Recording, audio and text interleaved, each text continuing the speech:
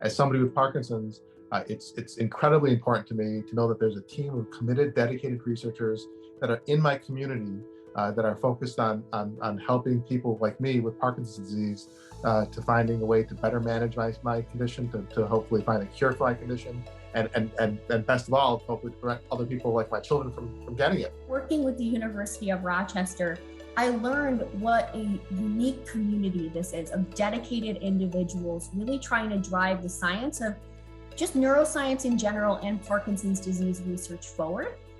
When I was in first year grad school, my mother was diagnosed with terminal illness. And one of the symptoms she had was Parkinson's disease. I was fortunate to take 1 year off from school and spend it with her. And I have memories of giving her the medication and taking care of her, with the realization that access to care is really, really difficult. I think one of the biggest challenges with Parkinson's disease research are the very tools that we use to measure Parkinson's disease and the progression of Parkinson's disease. Currently, the most common approaches use rating scales and questionnaires that can really only be administered in a clinic setting with a clinician, and this really can miss the bigger picture of what life with Parkinson's disease is like. So we're hoping that by using technologies that are both remote and can passively and objectively collect data, we can really have a better picture of what life with Parkinson's disease is actually like. And once we have that better picture of what life with Parkinson's disease is actually like, we can then focus on, okay, how can we make it better? How can we measure new therapies and how well they're working by how well they're actually improving people's lives? As part of our Udall Center, we're trying to develop new objective measures of the disease so that rather than just having people tap their thumb and index finger in the clinic, we can measure them with objective measures, everything from smartphones to video cameras like this to home monitoring systems, so we can get objective measurements about people's disease and how it affects them, not just in the clinic, but they're in their home. For Parkinson's disease, that started about 4 or 5 years ago when Dr. Rossi approached me, and he gave me this background about Parkinson's disease and his ambitious plan to use modern sensor technologies and AI to enable in-home, out-of-clinic care and treatment for Parkinson's disease.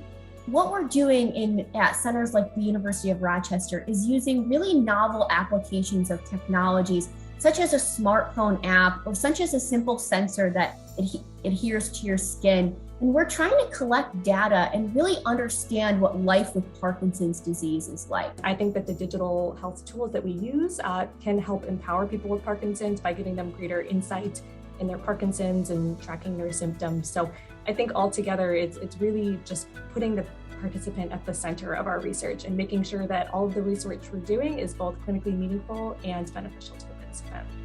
Our Udall Center in many ways is focused on enabling anyone, anywhere to receive the care that they need and to be able to participate in research. We've seen this mid-setting of the COVID-19 pandemic, the power of telemedicine, the power of using video conferencing like we're doing right now to bring care to patients. And we've been pioneering that since 2007. Since 2013, we've been using these same approaches and same technology to bring research studies to participants.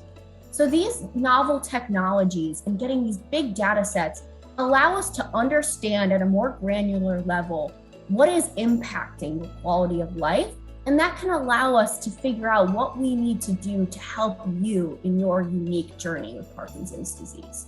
I'm incredibly honored to be a part of the Udall Center in Rochester because it lets me take a proactive role in managing my Parkinson's disease and feel like I'm doing something positive for the community with people with Parkinson's. One of the hardest things about being diagnosed with Parkinson's is you feel there's no cure, so you feel there's a sense of non-control, loss of control over your life and situation.